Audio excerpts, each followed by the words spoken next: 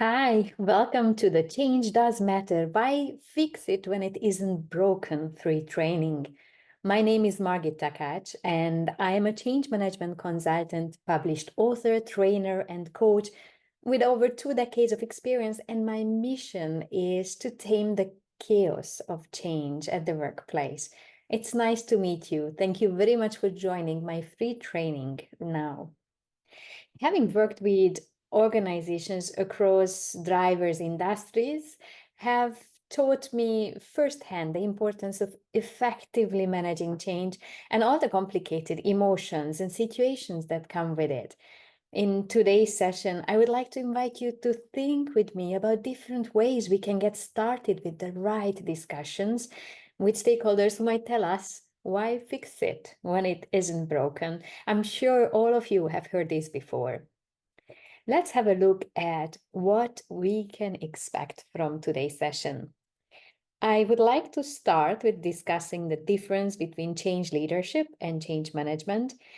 Very often we use the two terms interchangeably. Both are important, and I believe this will help lay a strong foundation for what we are about to explore together.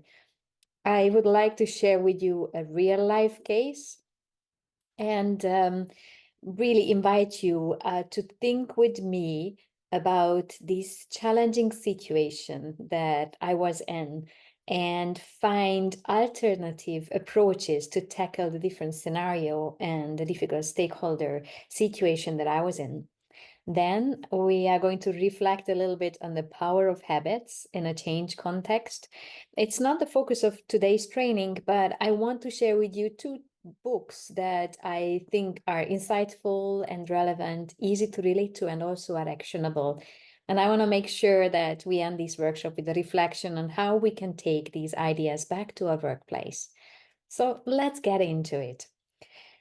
What about change leadership versus change management? Where do you draw the line? I'm going to share with you a brilliant 2 minute long video from YouTube and then explore its key messages together with you. So let's listen. Change management versus change leadership. What's the difference? The distinction between the two is actually quite significant. The world is increasingly using change management, which is a set of processes, tools, and mechanisms that are designed to make sure that when you do try to make some changes, stakeholders buy into the change, the process stays under control, and the project keeps on budget. Change leadership is fundamentally different. It's about articulating a vision of the future, mobilizing resources needed to make it possible, and putting an engine on the whole change process to make it go faster and smarter. Change management tends to be more associated with smaller changes, while change leadership is associated with larger scale changes. Almost everybody uses the term change management because that is in fact what they do today. Change management is done by change management groups inside corporations, assisted sometimes by specialized change management consultants. Change leadership is done by leaders who have a clear vision of a better future for the entire organization.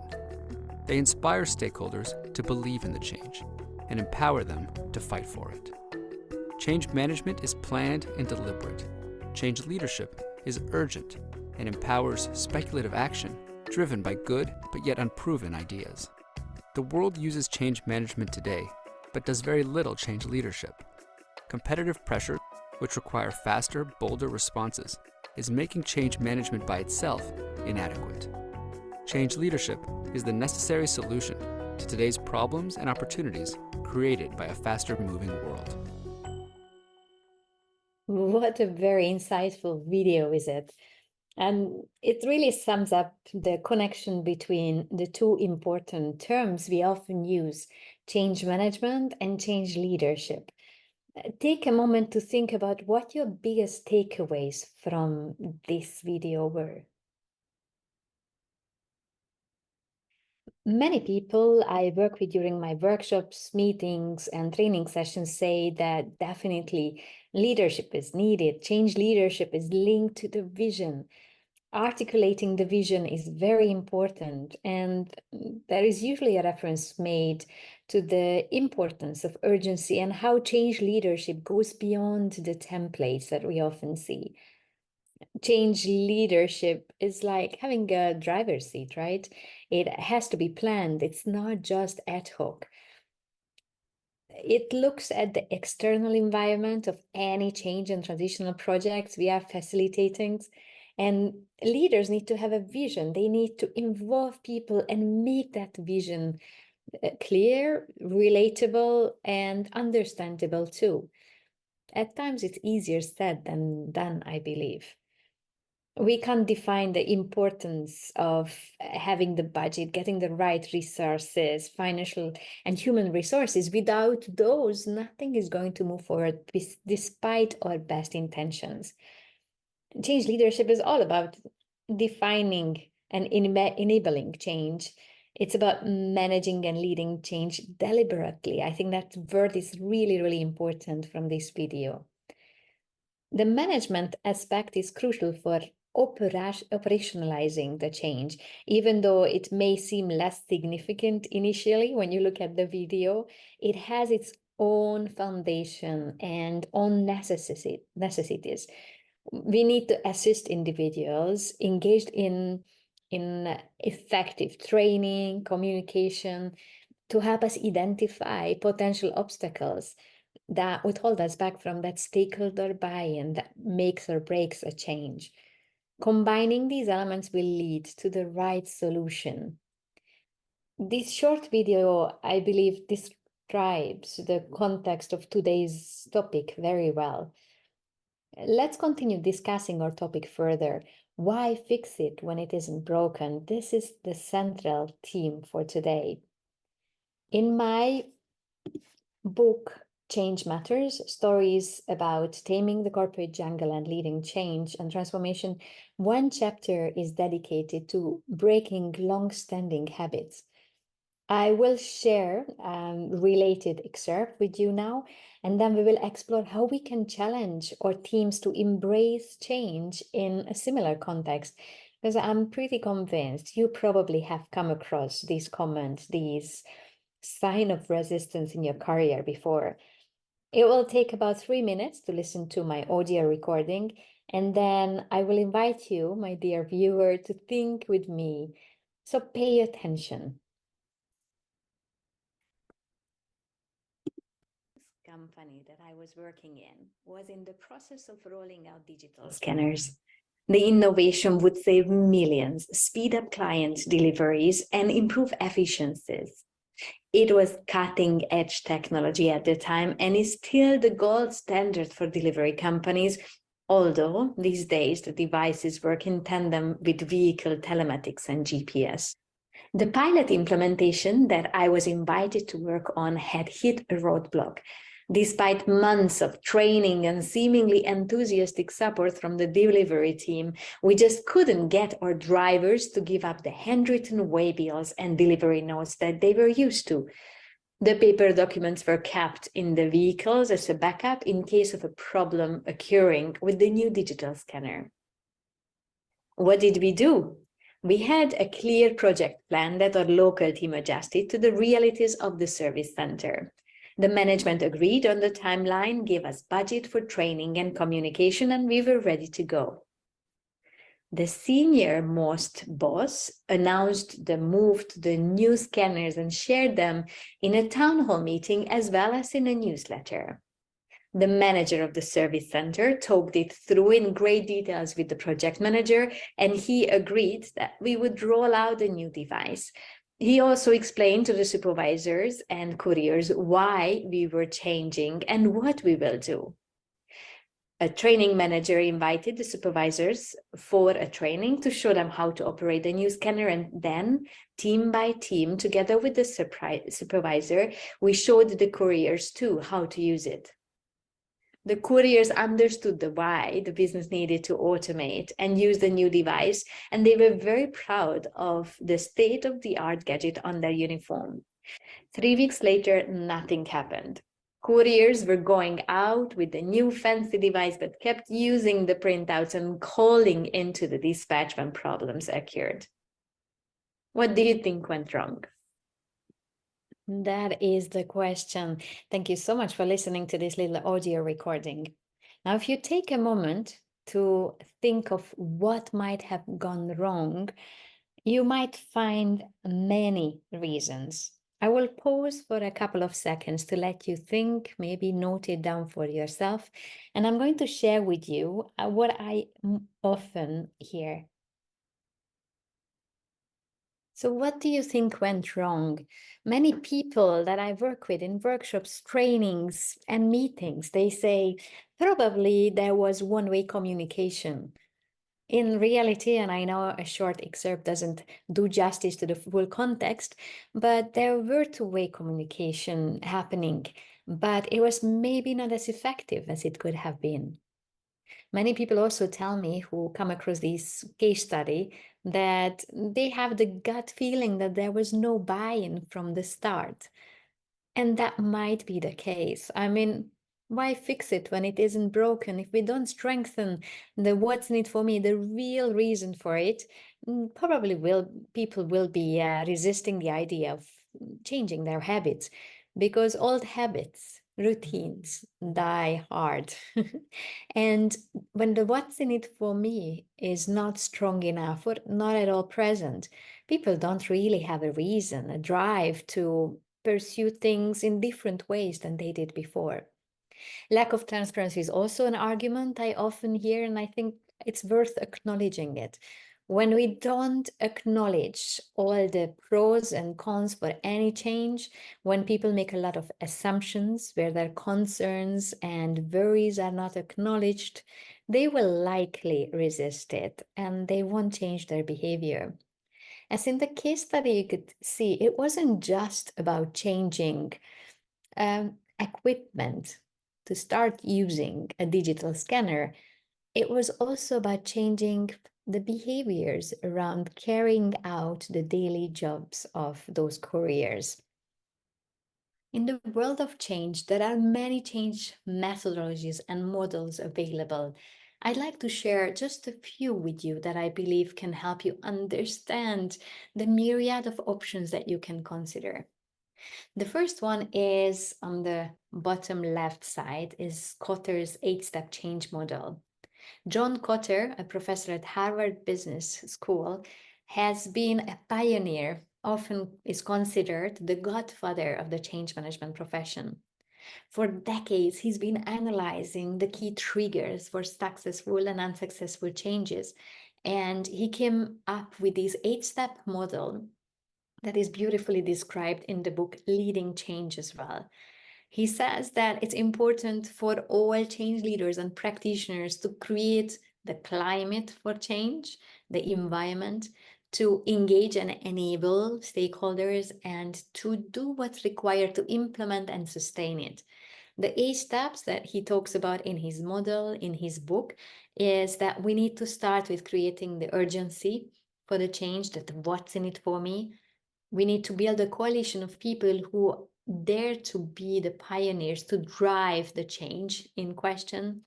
We need to create and then communicate the vision in a relatable way so that people understand what will be different and what it means to them. We need to empower others, which means giving them the opportunity to be part of the change, to do small things so that they can enjoy the low-hanging fruits, the early success stories to gain energy from. Then he says that it's important to have those quick wins that I just mentioned, that we continuously build on the changes that we've started implementing. We don't start from scratch, but see how they are interrelating, how they are connected, and that we embed the change so people don't go back to old behaviors. This 8-step model for decades has been a guidance for many change leaders and practitioners and organizations.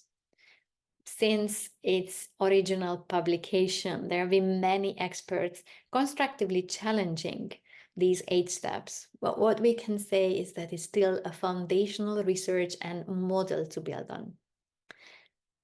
On the bottom right side of this slide, you can see McKinsey's 7S model of change management. Very interesting. If you see McKinsey, as a major consulting company, takes on a slightly different flavor and style to name the stages, but there are lots of overlaps. They talk about how shared values are the core drivers of any change at work, that we need to make sure there is a clear change strategy. We agree on the style, from authoritative to coachative to affiliative and coercive styles, that we agree how in the future we will be structured, what systems we will follow, what skills are required, and who are the people who are impacted and also need to change along the way. Some organizations that I've had the chance to work with, they really like this model simply because of the organizational culture, somehow attracting this kind of language. At the same time, you might come across companies like General Electric or DHL. The change acceleration process model on the top right is a very well-known model that has been used since 1990s. And if you look at the phases: leading change, creating a shared need, shaping a vision, mobilizing commitment, making change, last monitoring progress, changing systems and structures, whilst the terminologies are somewhat different, they are rather similar to that of Kotter. It's not just General Electric. I also know other companies, for example, DHL, that has a model called Accelerating Change and Transition, or ACT model, or PMI, Philip Morris International, and many others who build their own in-house change management methodology based on the findings of thought leaders in the change function, including Kotter and others. One model that I personally really like is what you can see on the top left side, the ATCAR model. It's from an organization called ProSci, which is a global US-based organization that does researches and also consulting around effective change management and leadership. Jeff Hyatt, the author of the ATCAR book, described this model very beautifully. ATCAR stands for awareness, desire, knowledge, ability, and reinforcement. Awareness is all about the need for change. Are people aware of why the organization needs to change, why they have to change? Then the desire, the D stands for finding the desire to participate and support the change ahead. The K, or knowledge, refers to people having or not having the technical knowledge and know-how to carry out the new behaviors. The second A is ability, and it's focusing on people's confidence level through coaching and feedback to not just know what needs to be done, but also feel confident and ready to do the new activities. And R is reinforcement, which is about sustaining the behaviors and creating an environment where people don't go back to old behaviors. If you look at these different approaches and models, you see probably some similarities. Maybe you feel a certain connection with one more than with the other. I often explain change management with the little graph that you see there. It is a little bit like being an acrobat who is spinning the plates. When you just imagine a table with sticks and plates and an acrobat spinning the plates, he or she would go to the table, would spin the first plate, go to the second stick, spin the second one, the third one, the fourth one, the fifth one, and we could go on. And when they arrive to the end of the table, there would be something happening. You probably realize there will be some wobbling plates. When I ask people which plates would start wobbling, many of them say it's the first or the second. Logically, it would be, but we are not robots. When we spin the plates, we don't give exactly the same energy to the plates, which means that any of the plates can start wobbling and eventually fall down if we haven't given it enough spin. The analogy is, for me, a very easy one to use to explain how with change management, we don't have a linear approach. It's not about doing step 1, step 2, step 3, step 4. You can start that way, but you always have to get the stakeholders' insights, responses, validate your assumptions to see after your initial efforts to create a shared need, a common desire to communicate and share the vision and mobilize people. You need to get those impulses to see what parts are the wobbling parts. For that reason, I'd like to just share with you that when it comes to leading and managing change, there is no one approach that will help you save the day. You will have to rely on your intuition, your emotional intelligence, and use the parts of the models that most make sense to you and your organizational environment. Before I go into what exactly we did at the time, I thought it's worth talking about a couple of guiding questions for a diagnosis. When we come across any change challenge where we face resistance, I always invite people to carry out a form of diagnosis. It doesn't have to be complicated. Even reflecting on these more or less 6 questions can help you identify what might have gone wrong despite our best intentions and deliberate project and change management work. Without following a certain order, I would like to start here. So, who do people know they will need to change or can impact whether the change is successful or not? That's a big first question. Sometimes we forget about certain individuals or even stakeholder groups who can impact whether with the change we are successful or not. Therefore, it's really important to identify our stakeholder list, to group them and look at their change impact even. The next one is around the when. Do people know when to take the next steps? You might communicate a change maybe too far ahead or just before the implementation.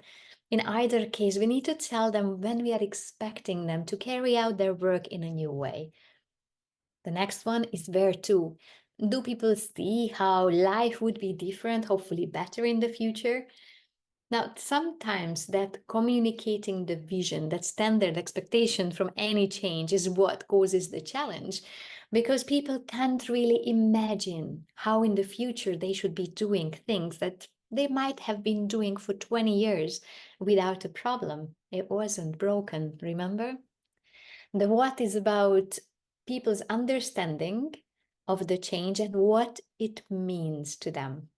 What it means to them is really not just the overall idea. Let's have digital scanners. They probably, just like in the case study, would love the idea to have a state-of-the-art technical gadget on their side, but also what is expected of them specifically. And I left it for one of the last questions, but the why, the what's in it for me is extremely important. Because unless we are able to show people the rationale, the business rationale, overall rationale, and the real benefit of the change, they probably won't get out of their current state of mind and routines. The how, last but not least, is about people feeling or not feeling equipped to do what's required. This entails coaching, feedback, and training, the combination of those. So as you can see, these 6 questions are not necessarily in a certain chronological order. You can look at them in any way. But the important thing is to see how confidently you would rate people's readiness to do and respond to these questions. Before going into the actual responses in Singapore, where this case was taking place, I'd like to share with you something that many people share with me in terms of what could have gone wrong. In various training programs, I ask this question: out of the 6 considerations, where do you think people are probably lagging behind? From one of the workshops, I copied a generic and quite usual response, where most people assumed that the why wasn't strong enough, and maybe people didn't really understand what the change means to them and how they would need to behave, how life would be different and hopefully better in the future. You might have thought of a different area, but just take it as a little bit of a reconfirmation of what many people viewers, participants in my workshops think about this case study and what might be the weakest link out of these.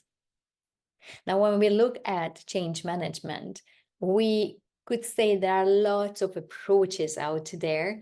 And before we go ahead and see what approaches might be relevant to you, I thought I would share with you that after validating our assumptions long years ago in Singapore, we found out that the couriers clearly understood the what. They knew that they had to change, no one else, that they loved the device and felt proud to have it with them. As I mentioned also in the case study, in Singapore, generally people like being ahead of the curve, and technologically advanced is something that they take pride in. They felt it was fairly easy to use, and they did attend the trainings, and they noticed that it was something that they needed to do ASAP, as soon as possible, but they were not 100% sure how they would need to do what they always do, which means they were not so positive about their understanding of where they would be going ahead as a team, as an organization.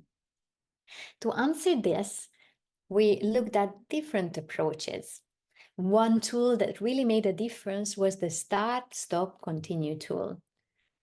Very simple one. Basically, we just need to sit down with people and think about, what do you need to start doing, stop doing, and continue doing. We asked the supervisors of the teams, the couriers, to start their morning shift meeting with these 3 questions and write them down in any shape and form on a piece of paper or flip chart. What they did, the supervisors, is they asked the couriers, in light of all that you have heard, in light of the trainings that you've attended in the past, what do you need to start doing? They said, the couriers, well, we need to start using the digital scanner to pick up, deliver parcels, and also to escalate any service failures when needed. Then the supervisors asked them, what do you think we should stop doing? A little bit grudgingly, but they said probably we should stop using the paper documents that we've been using for ages. And we should also refrain from calling the dispatch unless there is really an emergency that we cannot process through the scanner. Now, you might say these are very simple activities, but the fact that the couriers or key stakeholders defined them, that was the powerful solution we needed. Last but not least, we have to make sure that we talk to our stakeholders about all the things they need to continue doing, such as dealing with customers professionally, coming to work on time, in adequate conditions, in clean uniforms, and collaborating with the team. Often I see stakeholder discussions going in such a way that there are lots of things to start doing, stop doing, and hardly anything to continue.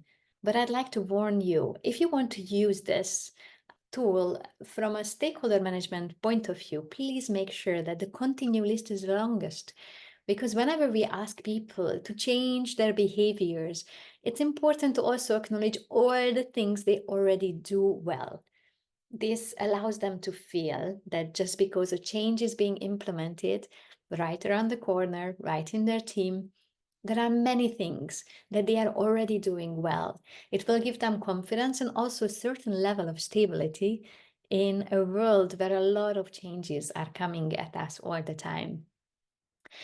Whilst it's a very simple tool, you might have used also for lessons learned from projects or performance reviews with your bosses. From a change management point of view, this tool has the treasure of simplicity to translate ideas and visions into actionable terms. So when a team, like the team of couriers, talk about what they need to start, stop, and continue doing, they realize it's actually very simple. We break it down, we demystify it. Whilst in our assumption validation, it became clear that the why was strong for this team, fairly strong, we have to continue working on. Start, stop, continue was a tool that allowed us to bring clarity on what we would like them to start, stop, and continue doing moving forward. It's all about habits. You can change any habit if you keep the cue and the reward in a consistent manner and insert it into a new routine. You might have come across this book, The Power of Habit by Charles Duhigg, a brilliant, very entertaining and insightful book that talks about how certain cues trigger a routine from us. And once we have a reward, a kind of acknowledgement or feeling after doing a certain activity, we actually feel that this habit is a no-brainer. But sometimes we do need to break habits of 10, 20, 30 years of colleagues. By reading this book, I'm sure you get some really interesting insights on how simplified but also practical this habit circle is really about. The other book that I would love to recommend you is Atomic Habits from James Clear. Again, very entertaining, filled with lots of stories that probably you can see yourselves in, that allows us to show how we can change small habits at a time. Because whilst at work, sometimes we don't have the luxury of time, things have to be implemented really quickly. When we break down those changes to actionable terms, to atomic or mini habits, people will more likely get on board. To review the objectives of today, we talked about the importance of change leadership and change management. We discussed a real life case of Singapore and how couriers didn't want to fix what wasn't broken based on their understanding and didn't want to start using the digital scanner in an effective way. Briefly, we looked at the power of habits and how 2 books might be able to help you along the way as you are strengthening the behavioral change at your workplace. And I'd like to invite you to think about how you can bring this back to your workplace. What are the messages, the ideas, the models that might make sense for you to go deeper? On my website, I offer dozens of free resources, webinars, podcasts, blog articles that hopefully will help you navigate the maze of change and to tame that chaos, that inevitable chaos that we all go through. Last but not least, I like to finish with a beautiful quote from Maya Angelou, who said, "I've learned that people will forget what you said, people will forget what you did, but people will never forget how you made them feel." To me, change management is exactly about this. And I thank you for joining me for this training and for being part of the movement for human-centric change around the world. Thank you.